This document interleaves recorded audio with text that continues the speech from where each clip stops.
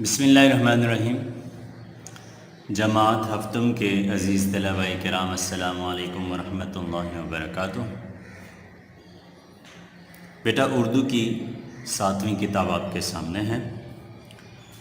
الحمدللہ ہم اپنی اس کتاب کے 8 اسباق کی تکمیل مشق کر چکے ہیں۔ آج ہم اپنی اس کتاب کے 9ویں سبق کی جانب بڑھ رہے ہیں۔ بیٹا سبق کی جانب جانے سے پہلے آج میں آپ کو تھوڑا سا فہرست سے آگاہ کر دوں کہ اب تک ہم کون کون سے اسباق پڑھ چکے ہیں اور ان کے عنوانات کیا کیا ہیں۔ فہرست ملاحظہ فرمائیں بیٹا۔ فہرست آپ کے سامنے ہے۔ ہم کل 8 اسباق اب تک پڑھ چکے ہیں۔ سبق حمد، ایثار، نعت، املی کا درخت اور اس کے بعد نظم و ضبط۔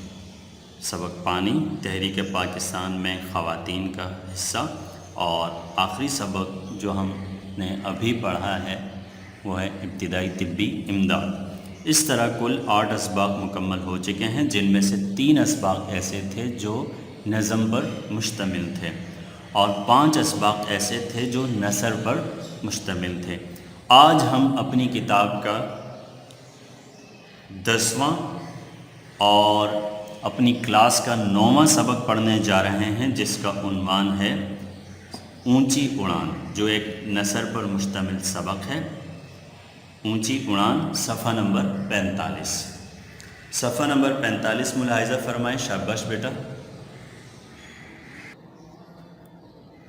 جی بیٹا، صفحہ نمبر 45 اس وقت آپ کی نگاہوں کے سامنے ہے۔ سبق کا عنوان ہے اونچی اڑان۔ اڑان کسے کہتے ہیں بیٹا؟ اڑان کہتے ہیں پرواز کو۔ اڑان کا مطلب کیا ہے بیٹا؟ پرواز۔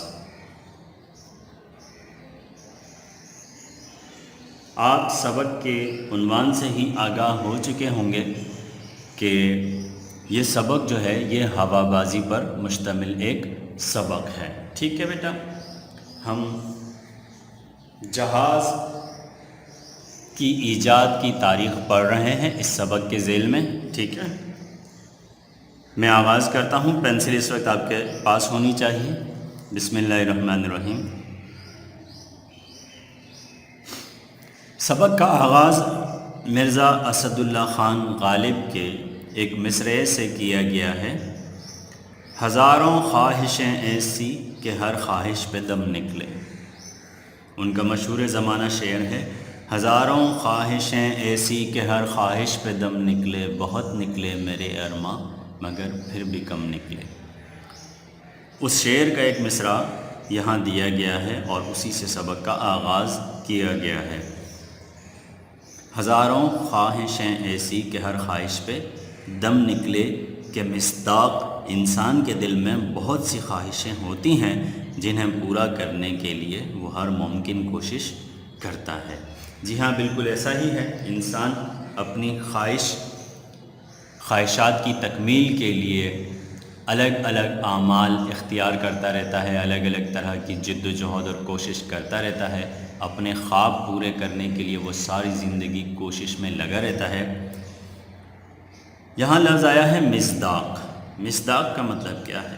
مصداق کا مطلب ہے مطابق۔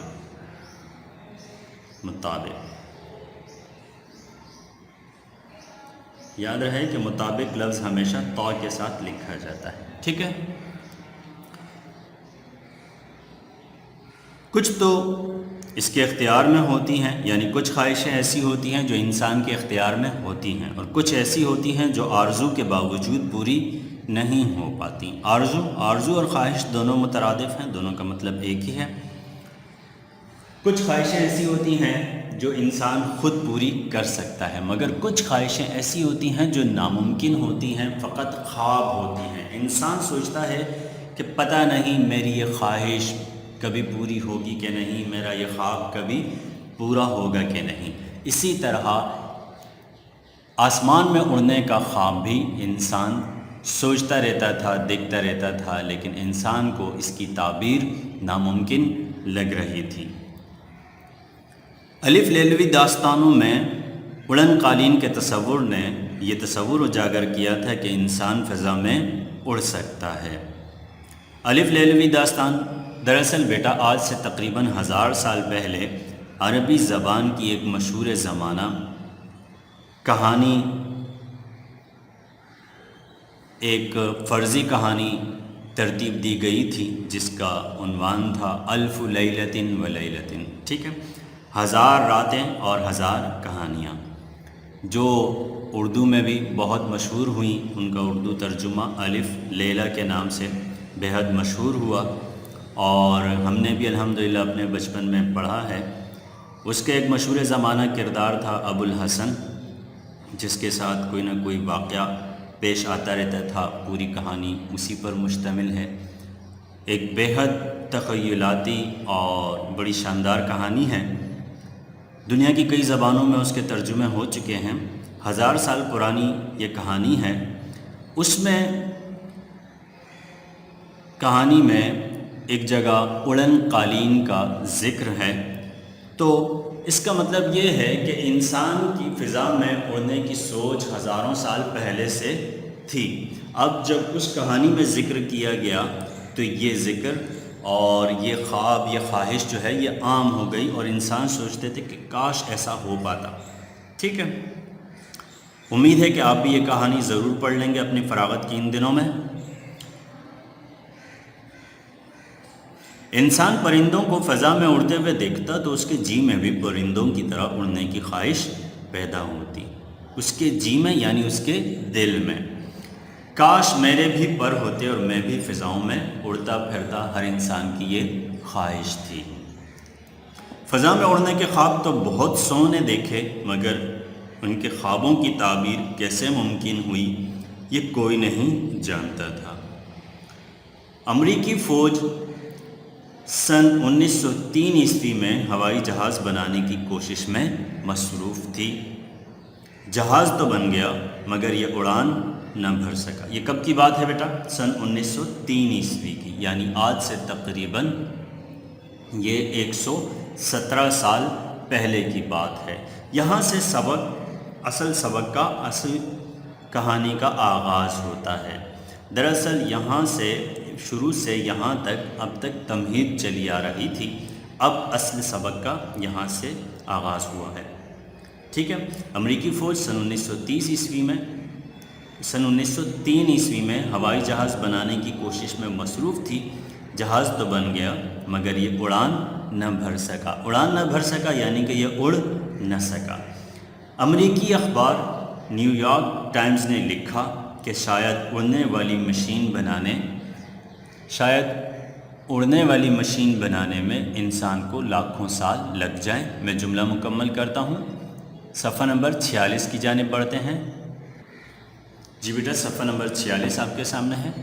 نیو یارک ٹائمز نے لکھا کہ شاید اڑنے والی مشین بنانے میں 10 لاکھ سال سے 1 کروڑ سال تک کا عرصہ لگ جائے، لیکن ابھی اس بات کو صرف 8 روز گزرے تھے کہ 2 آدمیوں نے ناقابل یقین کارنامہ انجام دے کر اہل دنیا کو حیرت میں ڈال دیا۔ نیو یارک ٹائمز نے لکھا اور اس کے تقریباً 1 ہفتے بعد ہی یہ کارنامہ اور یہ خواب مکمل ہو گیا۔ جہاز کی ایجاد کن دونوں نے کی ان کا ذکر بھی آگے آ رہا ہے۔ یہ تھے ولبر رائٹ اور اس کا چھوٹا بھائی آرویل رائٹ۔ ٹھیک ہے بیٹا، جنہوں نے جہاز کی ابتدائی شکل ترتیب دی تھی۔ کون کون تھے؟ ولبر رائٹ اور چھوٹا بھائی آرویل رائٹ، دونوں بھائی تھے۔ ولبر رائٹ 16 اپریل سن 1867 عیسوی کو امریکی ریاست انڈیانا میں پیدا ہوا۔ ٹھیک ہے، آج سے تقریباً پونے 200 سال پہلے کی بات ہے۔ ٹھیک ہے، ولبر رائٹ 16 اپریل سن 1867 کو امریکی ریاست انڈیانا میں پیدا ہوا۔ اس کا چھوٹا بھائی آرویل رائٹ 19 اگست سن 1871 کو ریاست اوہایو میں پیدا ہوا۔ شاید یہ وہی اوہایو ہے جس کو آج کل اوہایو کہا جاتا ہے، یہ وہی ریاست ہے۔ ٹھیک ہے بیٹا، دونوں بھائیوں میں تقریباً 4 سال کا فرق ہے. اگر آپ غور کریں تو وہ بھائی ہونے کے ساتھ ساتھ گہرے دوست بھی تھے. وہ ساتھ رہتے، ساتھ کھیلتے اور ساتھ ہی کام کرتے تھے. یہ دونوں بھائی ملٹن رائٹ نامی ایک پادری کے بیٹے تھے. ٹھیک ہے، پادری آپ جانتے ہیں کسے کہا جاتا ہے بیٹا؟ جی، عیسائیوں کا روحانی پیشوا. عیسائیوں کا روحانی پیشوا اس کو پادری کہا جاتا ہے، جو چرچ کے معاملات سنبھالتا ہے. ٹھیک ہے، اور چرچ بھی آپ جانتے ہیں کسے کہا جاتا ہے؟ جی ہاں، عیسائیوں کی عبادت گاہ کو چرچ کہا جاتا ہے، اور وہاں کے انتظام سنبھالنے والے کو پادری کہا جاتا ہے. ٹھیک ہے، جسے فادر بھی کہتے ہیں. ٹھیک ہے، آگے بڑھتے ہیں. رائٹ برادران کے والد اکثر چرچ کے معاملات کے سفر میں رہتے تھے. ٹھیک ہے، ان کی والدہ کالج کی تعلیم یافتہ خاتون تھیں.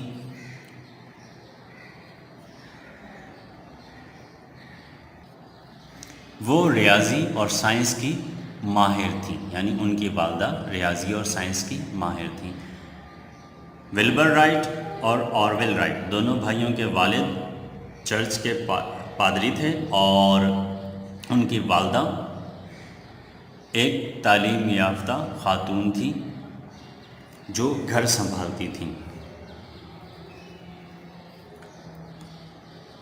وہ ریاضی اور سائنس کی ماہر تھیں. خاص طور پر وہ مختلف آلات کو استعمال کرنے میں مہارت رکھتی تھیں. آلات آلے کی جمع ہے، ٹولز. آلات کا مطلب ہے ٹولز، اوزار. ٹھیک ہے، میں یہاں لکھ دیتا ہوں بیٹا. آلہ کسے کہا جاتا ہے؟ آلہ کہا جاتا ہے اوزار کو. ٹھیک ہے، اوزار جس سے مختلف کام لیے جاتے ہیں. ٹھیک ہے، وہ خود بھی مختلف چیزیں بناتی رہتی تھیں. آرول نے اپنے بچپن کے بارے میں لکھا ہے، ہم خوش قسمت تھے کہ ہم نے ایک ایسے ماحول میں پرورش پائی جہاں بچوں کی حوصلہ افزائی کی جاتی تھی کہ جو چیز ان کے تجسس کو ابھارے وہ اس کے بارے میں کھوج لگائیں. جی ہاں، پرورش پانا کسے کہتے ہیں بیٹا؟ پرورش پانا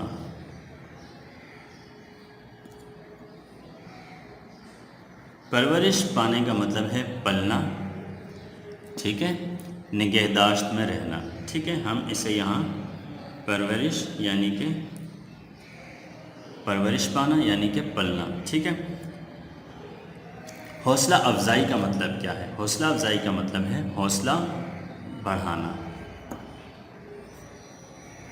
حوصلہ بڑھانا، ساتھ دینا. ٹھیک ہے بیٹا.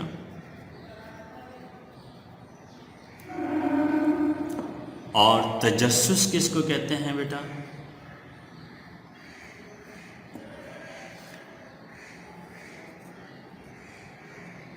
تجسس کا مطلب ہے جستجو. یعنی بچہ جس چیز کی جستجو کرتا ہے اس کو اسی میں اس کی مدد کرنی چاہیے اور اس کا ساتھ دینا چاہیے تاکہ وہ مزید آگے بڑھے. اسی طرح ایک اور لفظ یہاں گزرا ہے کھوج. کھوج لگانا کسے کہتے ہیں؟ کھوج لگانا کہتے ہیں دراصل تلاش کرنا، کسی چیز کو تلاش کرنا.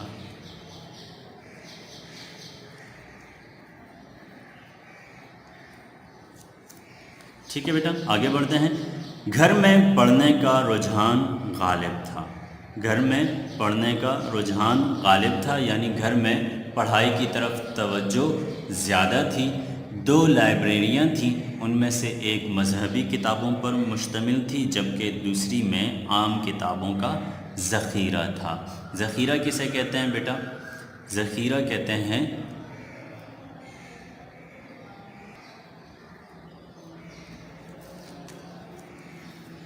ذخیرہ کہتے ہیں بیٹا مجموعے کو، یعنی گھر میں ڈھیر ساری کتابیں جمع تھیں. وہ جگہ جہاں پہ چیزیں جمع کی جاتی ہیں. عام طور پر گودام کے لیے بھی یہ لفظ استعمال ہوتا ہے.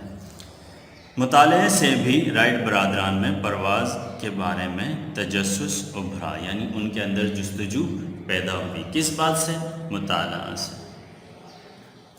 بیٹا یاد رکھیے، انسان کتاب کے ذریعے سے اپنی زندگی کی پہلی سیڑھی چڑھتا ہے، لیکن وہ آگے بڑھتا ہے مطالعے کی برکت سے اور مطالعے کی مدد سے۔ تو آپ کو بھی بیٹا اپنے فارغ اوقات میں دیگر کتابوں پر بھی توجہ دینی چاہیے، اور اپنے شوق کے مطابق، اپنے شوق کے مضمون کے مطابق آپ کو بھی مطالعہ کرنا چاہیے، ٹھیک ہے؟ انشاءاللہ اس کے ذریعے سے آپ کو مزید آگے بڑھنے میں مدد ملے گی، ٹھیک ہے بیٹا؟ آج کے لیے فقط اتنا ہی۔ انشاءاللہ نیکسٹ ویڈیو میں ہم کوشش کریں گے اس سبق کی تکمیل کے ساتھ ساتھ مشق کے بھی کچھ سوالات مکمل کر لیں۔ آج کا کام آپ نوٹ فرما لیں بیٹا، آج کا کام یہ ہے کہ آپ اس سبق کا سر ورق بنائیں گے۔ اونچی اڑان کے عنوان سے آپ سر ورق بنائیں گے، اور کوشش کریں بیٹا کہ آپ کسی جہاز وغیرہ کی ڈرائنگ بھی سر ورق کے ساتھ بنا لیں، ٹھیک ہے؟ انشاءاللہ جلد آپ سے ملاقات ہوگی، دعاؤں میں یاد رکھیے گا۔ السلام علیکم ورحمۃ اللہ وبرکاتہ۔